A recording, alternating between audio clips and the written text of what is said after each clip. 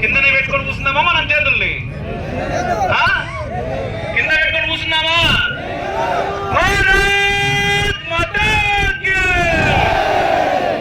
ఎంత సంపన్నది!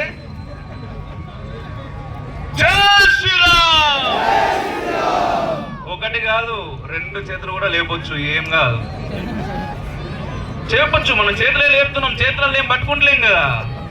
ఏమన్నా పట్టుకుంటున్నామా? చేతులే కదా. జై శ్రీరామ్! అది ఎంత అద్భుతంగా ఉన్నదనా.